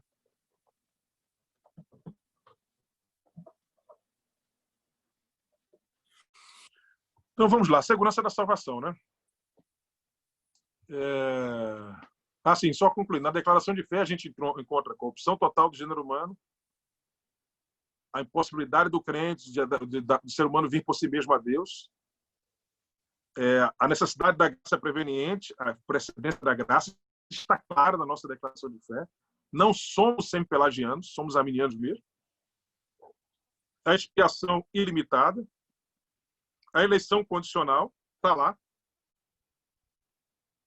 E a segurança da salvação. Né? É possível perder a salvação? É. Aí é o último ponto da nossa fala. É possível perder a salvação? É. Agora também você não perde de qualquer forma, de qualquer jeito. Né? Facilmente. Porque nós temos dois extremos em relação à doutrina da segurança da salvação. Temos o extremo daqueles que creem, como se diz na expressão popular, uma vez salvo, salvo para sempre. Temos aqueles que creem que é impossível você perder a salvação. Isso é um extremo. E você tem o outro extremo, que é o daqueles que acham que você pode perder a salvação facilmente. Né? São aqueles irmãos que acham que se ele de manhã cedo, se eu estou com alguma coisa que aconteceu em casa, falou que não devia, perdeu a salvação. Aí, 2 minutos depois ele ora pedindo perdão a Deus, pronto, voltou para a salvação. Aí, à tarde, na hora do almoço, ele pensou que não devia, pecou. Aí saiu da salvação. 5 minutos depois, ele pediu perdão a Deus. 3, 4, 5 minutos depois, aí voltou para a salvação. Aí, mais lá para o final da tarde, também ele cometeu algum pecado. Aí pediu perdão a Deus minutos depois, voltou para a salvação. Quer dizer, o crente sai e entra e sai da salvação durante o dia várias vezes.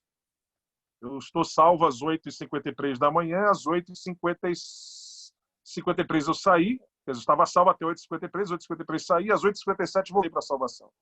Ao 12h18 eu saí da salvação, aí a 12h21 eu voltei para a salvação. Né? Jesus tivesse vindo naqueles 2, 3 minutos, eu tinha perdido a salvação. Quando foi às 18h14, eu estava fora da salvação. Às 18h17, 18h18, 18h19, eu voltei para a salvação. Não é assim. A gente não perde a salvação assim. Né? Há uma diferença aí entre aquele pecado racionalizado, né? e aqueles pecados que são cometidos em momentos de fraqueza, mas eles não são racionalizados. Há uma diferença entre o pecado racionalizado e o não racionalizado. Como assim? Não existe pecado, pecadinho, nem pecadão. Existe pecado. Né? Sendo que, claramente, há um pecado racionalizado e um pecado não racionalizado. Inclusive, quando a Bíblia vai falar lá em Hebreus daqueles que são impossibilitados de voltarem depois de ter conhecido a salvação, claramente o texto se refere a pessoas que racionalizaram o pecado. Né? O que é a racionalização do pecado? Né? A racionalização do pecado é o seguinte. Né? Vamos abrir a Bíblia aqui primeiro, né? Vamos abrir a Bíblia aqui para explicar melhor isso. Eu prefiro sempre começar pela Bíblia, né? Para explicar alguns pontos assim que às vezes causam confusão entre os irmãos. Então, vamos começar pela Bíblia, a partir do texto bíblico a gente desenvolve a coisa. Primeira Epístola de João. Como eu disse, João estava enfrentando o quê? Os gnósticos libertinos. Né? O João estava enfrentando os gnósticos libertinos. O que ensinava os gnósticos libertinos? Os gnósticos libertinos, eles ensinavam que não importa o que você faça com o corpo, você pode pintar e bordar com o seu corpo, você não vai perder a sua salvação, porque a sua salvação vem pela gnose, por um conhecimento especial que você recebe, dado além, fruto dos seus esforços, né? Eles também eram elitizados. Ele dizia que essa gnose não era para todos, né? Não era para todos, não estava disponível a todos, mas só um grupo muito, muito específico, muito seleto, né? E aí você vai encontrar o apóstolo Paulo, o apóstolo João, dizendo nessa epístola algumas coisas como: quem é nascido de Deus não peca, né? O nascido de Deus, que é o sentido ali no original, não vive na prática do pecado. Porque os gnósticos achavam que você poderia pintar e bordar, mas você não perderia a salvação, porque a salvação vinha pela gnose. Então não importava o que você fizesse, né? Você tinha um outro grupo gnóstico também, que era o formado por gnósticos ascéticos, né? Achavam que porque o corpo era mau, não valia nada, então você, para ter melhores experiências, você teria que bater nesse corpo, maltratar esse corpo, né? Submeter ele a algumas situações terríveis para que você aperfeiçoasse o seu espírito. Já o gnóstico libertino, ele também entendia que o corpo não valia nada. Mas ele achava ao contrário. Ele dizia, porque o corpo não vale nada, não importa o que eu faça com ele. E aí ele pintava e bordava, isso não tinha nada a ver com ele. E aí João, isso não tinha nada a ver com a sua salvação. Era como cria o gnóstico. E aí João vai dizer, não, quem é nascido de Deus não vive na prática do pecado. E ele vai dizer também o seguinte, que para ser salvo você não precisa de um conhecimento especial para receber uma gnose, não. Ele disse, já recebemos a unção dele e com a ação dele a gente já sabe tudo que precisa, né? Já tem tudo que precisa para a nossa salvação, né? A unção que recebeste dele permanece em vós. E através dela você sabe das coisas. A unção é o quê? O Espírito Santo. Quando você vem a Jesus, o Espírito Santo passa a habitar você. Então você não precisa ter uma gnose, experiência gnóstica para você ser salvo. Não, você já tem tudo com o Espírito Santo. A unção que recebeste dele permanece em vós. E ele vai dizer também que quem é de Deus não vive afastado do seu irmão, mas ama o seu irmão e está junto com ele. Porque os gnósticos eram elitizados, né? Eles elitizados. Eles se afastavam de algumas pessoas que eles achavam que não teria salvação para eles, porque a salvação era só para alguns poucos. É por isso que ele fala essas coisas lá, na primeira epístola de João. E aí, no capítulo 1, ele vai falar o seguinte, a partir do verso 5. E esta é a mensagem que dele ouvimos e vos anunciamos, que Deus é luz e não há nele treva nenhuma. E ele aqui está falando de Deus é luz e nele não há treva nenhuma, no sentido especialmente de que Deus, ele não tergiversa, ele não é falso. Deus é verdade. Deus é verdade. Ele está falando mais nesse sentido aqui.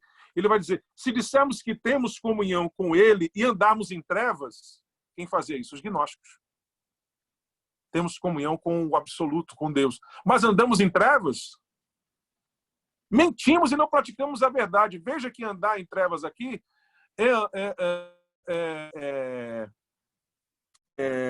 ser um falso crente, né? Que vive no pecado achando que isso não tem nada demais. E aí ele vai dizer no verso 7, veja que o verso 7 agora, ele vai ficar muito mais claro, diante de toda essa explicação aqui que eu dei introdutória sobre o contexto histórico dessa passagem, desse livro, quando ele vai arrematar dizendo o seguinte, mas se andarmos na luz, como ele na luz está, temos comunhão com os outros, e o sangue de Jesus Cristo nos purifica de todo pecado. Ora, andar na luz aqui significa o quê? Uma vida perfeita, sem erro, sem falha nenhuma? Não. Porque se andar na luz tivesse significado aqui, esse versículo não teria o menor sentido. Porque ele diz, se andarmos na luz, o sangue de Jesus Cristo vai nos purificar de todo pecado. Ué, mas eu não cometi nenhum pecado para que precise do sangue de Jesus Cristo purificando meu pecado novamente? Eu não estou andando na luz? Luz não teria esse sentido de perfeição aqui, de vida sem nenhum erro, mas andar na luz aqui não tem esse sentido. Andar na luz aqui se eu sou um crente sincero, se eu não sou um falso crente, se eu sou alguém que leva a minha vida cristã a sério, se eu sou um crente de fato, se eu não sou como esses gnósticos, se eu amo o que eu faço, eu tenho comunhão com os outros, porque eu sou de Deus. E o sangue de Jesus Cristo me purifica de todo pecado. Eu tenho o perdão de Deus à minha disposição, a graça de Deus à minha disposição. E aí ele diz, filhinhos, não pequeis, mas se pecares, também não entre em desespero, porque vocês têm um advogado, Jesus Cristo, o justo, e ele é a propiciação pelos vossos pecados, não somente de vocês, mas também de todo o mundo. Então, o que a gente entende aqui? A gente entende, à luz do texto bíblico, que o perdão de Deus sempre está disponível para aquele que leva a vida cristã a sério, que são crentes de fato, que não estão brincando de ser crentes. E o perdão de Deus não está disponível para a pessoa que está brincando de ser crente, que não está levando a vida cristã a sério. A não ser, claro, que ela se arrependa e comece a levar a sério. Entende o que eu estou querendo dizer? Entende? Então, se você é um crente que procura viver uma vida de santidade, procura viver na presença de Deus, você não está brincando de ser crente, você está levando a vida cristã a sério, procurando desenvolver a sua santificação ali, buscando viver a sua vida na presença de Deus. E você, claro, você é imperfeito, você ainda comete erros, porque quando você aceita Jesus, você não se torna perfeito. Você passa por um processo de aperfeiçoamento durante a sua trajetória de vida cristã, a santificação, não é verdade? E por que santificação? Você foi regenerado, você tem uma nova natureza, mas você ainda tem a velha natureza. Ela não foi abolida. Ela só vai desaparecer quando você partir para a eternidade. Então você ainda tem uma velha natureza que você tem que conviver com ela e tem que crucificar ela. E você tem que viver uma santificação, um processo que é diário. Não é verdade? Você tem dois aspectos da santificação. A santificação posicional, né? Que é quase que um sinônimo da justificação, você é declarado justo, você é declarado santo quando você vem a Cristo, seus pecados perdoados, você hoje está separado para Deus. E você tem a santificação progressiva, que é o sentido mais comum do termo santificação na Bíblia, que é esse processo diário, né? Esse trabalhar de Deus em nós, esse aperfeiçoamento, esse burilar de Deus em nós. Então, queridos, quando você aceita Jesus, você não se torna perfeito. Você pensa que antes você não tinha. Fato que impedia o teu aperfeiçoamento. Ok? Então, você tem um potencial enorme para desenvolver. Daí a Bíblia fala, desenvolvei a vossa salvação. Né? Então, vamos lá. Então, se você é um cristão que leva a sua vida cristã a sério, está procurando viver uma vida de santidade, e você comete um erro, uma falha, um pecado, nesse teu processo de vida cristã, nessa tua caminhada, nessa trajetória cristã, se Jesus vir naquele momento que você cometeu aquele erro, se você é um cristão assim, verdadeiro, legítimo, Jesus vir. Não importa se não deu tempo de você ainda pedir perdão a Deus, mas se você tivesse tempo ali, você ia pedir perdão a Deus. Se você tivesse mais um minuto, 2, 3 minutos, 4, 5, sei lá, você ia pedir perdão a Deus. Né? Mas não deu tempo. Se você morresse naquela hora ali, ou se Jesus vir naquela hora, você vai estar no céu. Você não perde a sua salvação. Agora, se você racionaliza o pecado, é diferente. E o que é pecado racionalizado, pastor Silas? Deixa-me dar um exemplo prático. Adultério é pecado racionalizado? É pecado racionalizado. Ou você já ouviu falar de alguém que era santo e 2 minutos depois caiu em adultério? É possível você cair em adultério assim? Está santo e 15 minutos depois você está adulterando? Não. Quando a pessoa adulterou, é fruto de um processo, é verdade. A pessoa foi aos poucos cedendo em seu coração, né? O Espírito Santo foi falando com ele, não faça isso. Ele está passando os limites, está passando, até consumar ali o ato, é verdade? Mas ele já foi racionalizando o pecado. Se Jesus vir nesse momento, a pessoa não tivesse arrependido, porque, lembremos, não importa o tamanho do pecado que a pessoa cometeu, mas se ela se arrepender sinceramente, será salva. Jesus vem e leva a pessoa. Ele morreu, vai para o céu. Não importa. Mas estou falando não nesse caso, a pessoa que não teve tempo de se arrepender, de pedir perdão a Deus, e é uma pessoa que, ao contrário do primeiro caso que eu falei, racionaliza o pecado. Racionaliza o pecado. Mas vamos para outro exemplo, porque geralmente quando a gente vai falar de pecado, a gente vai logo para a área sexual, né? É uma mania nossa, né? Vamos falar de outra coisa que não tem nada a ver com isso aí? Vamos falar de um irmão se chateou com alguma coisa que foi feita contra ele, se irritou. Em vez de ele tentar seguir aquilo que a Bíblia diz, né? Não se põe o sol sobre a vossa ira, porque a Bíblia entende que você pode, pelo choque da informação quando chega, o choque do acontecimento, a não ser que você esteja cheio do Espírito Santo, o natural é o quê? No choque da informação do acontecimento, você se ira, você se irrita. E a Bíblia entende isso e diz, ok, não tem problema, eu entendo. Porém, não se põe o sol sobre a vossa ira, ou seja, esfriou a cabeça e depois você, página virada. Não leve isso para o dia seguinte. Não leve isso adiante. Mas tem gente não, que o que é que faz? Alimenta aqui no coração. Alimenta. Alimenta. Alimenta. Alimenta. Alimenta. Daqui a pouco ele cria um plano bem elaborado, que tem primeira fase, segunda fase, terceira fase, quarta fase. Um plano para destruir a vida daquela pessoa.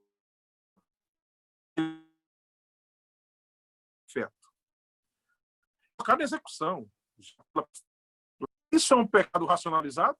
Ele queria dizendo, não faça isso, não faça isso. Mas o que foi que ele fez? Ele insistiu, alimentou aquilo no coração e persistiu naquilo e avançou.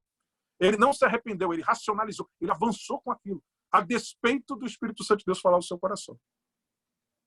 Isso é um pecado racionalizado. Ok? E alguém falou aqui, apostatar da fé, sim. A Bíblia fala de apostasia. Sendo que, geralmente, a gente usa esse termo apostasia para se referir àquela pessoa que se afastou da fé e não volta mais, foi uma coisa radical mesmo. Né? Mas eu entendo, e não só eu, uma penca de expositores bíblicos, que o termo apostasia na Bíblia se refere ao afastar-se da fé de forma geral. Não é só aquele afastar mais radical de que fala lá o escritor aos Hebreus, que é a apostasia sem volta, como é o caso também da blasfêmia contra o Espírito Santo, que é uma apostasia sem volta. Essa aí o cara apostata e ele não volta mais. Isso aí se perdeu mesmo, para sempre. Mas o termo também se refere àquela apostasia, vamos dizer, mais comum, apostasia comum. Quando a pessoa se desvia da fé, se afasta da fé, mas ela tem a possibilidade de voltar. Então tem dois tipos de apostasia. Aquela que é a apostasia do coração endurecido, apostasia de casos também como da blasfêmia contra o Espírito Santo, e que não tem mais volta, né? Não tem mais volta. Aliás, o pecado de blasfêmia contra o Espírito Santo só pode ser cometido por uma pessoa que conhece o Espírito Santo, né? Daí é uma apostasia. Uma pessoa não crente não pode cometer o pecado de blasfêmia contra o Espírito Santo. Não é verdade? Então, concluindo, a maioria dos casos de apostasia ou de desvio da fé são casos em que a pessoa pode voltar. Você encontra vários textos na Bíblia que mostram isso, o filho pródigo, né? E outras passagens também. Então é isso, nem 8, nem 80. Nem uma vez salvo para sempre. Se você aceitou Jesus, você nunca vai se perder. Não tem possibilidade alguma, melhor dizendo, de se perder, não tem possibilidade alguma. Existe a possibilidade, mas também não é fácil assim. Não é fácil assim. A pessoa perder a salvação não é por causa de Deus, porque Deus dá todas as condições para você não perder a salvação. Mas é por causa do próprio ser humano dentro do seu livre-arbítrio. E eu ainda digo mais, irmãos. Não se enganem. Muitos irmãos pensam que o número daqueles que vai se perder entre os crentes vai ser muito grande. Talvez não. Talvez não. Talvez o número de salvos entre os crentes vai ser muito, muito grande. E o número daqueles que vai se perder vai ser menor. E até a gente que a gente nem esperava vai estar lá. Né? Por causa da graça de Deus. E um coração arrependido, Deus não rejeita. Né? Deus não rejeita. Ok? É isso. Bem, irmão André, estamos chegando ao final aí. Parece que tem algumas perguntas aí para responder. Tem um que tem uma pergunta, outro também. Eu vou, pastor Silas, abrir apenas para 3 perguntas. Eu até avisei os irmãos aqui, devido ao cansaço do senhor e o avançado horário também, enfim. Né? A primeira, já aproveitando... Eu agradeço. Eu gostaria de responder a todos, tá? Eu gostaria de responder a todos, mas o vaso é de barro, se não dá quebra. Né? Mas é um Mas barro é isso bom. aí. Né? Eu gosto. Inclusive, eu já participei de sessões aí, lugares que eu fui ministrar sobre arminianismo, que logo depois de ministrar, eu passei mais tempo respondendo perguntas do que... E eu gosto de responder, eu tenho o maior prazer de responder. Amém. Mas vamos lá, porque eu tô cansadinho, mas vamos lá, vamos ver. É vaso de barro, mas o barro vamos responder as 3 que você falou. Tá certo. Pastor Teme. Oi, senhor, meu pastor. Teme Lima. Apareceu. Mais uma vez. Pastor, primeiramente, parabéns mais uma vez. É um prazer sempre poder ouvir um erudito, uma pessoa que trabalha em defesa não só da nossa linha de fé, mas principalmente da sã doutrina. Eu, particularmente, tenho uma opinião muito singular a isso, e nas minhas orações eu tenho pedido a Deus que nós estamos perdendo as nossas referências teológicas, né? Mas, graças a Deus, Deus tem levantado algumas referências. Eu, particularmente, apesar de não conhecê-lo pessoalmente, eu tenho um apreço pela vossa pessoa. Tanto é que fiz um contato no PV, nós vamos conversar, eu acabei pedindo para ter um contato com o senhor, porque eu espero que o senhor venha me ajudar. É coisa de uns 6 anos eu venho trabalhando numa obra, muita coisa ainda para andar. Não sei se vai chegar aos pés, mas daqui eu tenho tirado muitas coisas. A minha pergunta, na verdade, é quase uma defesa de fé, porque essa é uma obra que eu deve conhecer, extremamente perigosa, mas muito. Qual é o autor? John Rigardin, é um francês. Isso aqui... Eu não me lembro de ter lido essa obra. Eu não me lembro, porque às vezes as obras também, quando os traduzem para o português, eles mudam o título. Eu não me lembro dessa obra, não, mas o irmão estava dizendo, ela é o quê? Ela é muito perigosa. Vamos dizer outra coisa, né? Aqui, entendi. Enfim, depois podemos até falar, ela vem no século XIX, depois foi retraduzida aí para uma faculdade para poder estudar, enfim, para falar mal da gente. Eu digo, particularmente, que não vou citar nomes, não é nem correto, mas eu tenho um certo problema em considerar alguns calvinistas irmãos. Os bastidores são terríveis, né? Então, isso é uma coisa muito pessoal, porque andei juntos. Mas, de uma forma que me agradou em demasia, e eu vou aqui biblicamente também entrar, o vosso livro, na página de número 346, né, ele traz uma nota muito importante para mim, quase no centro, né, que ele fala algo muito importante. Lá no centro, quase no centro da página, o senhor, eu acredito que, guiado pelo Espírito,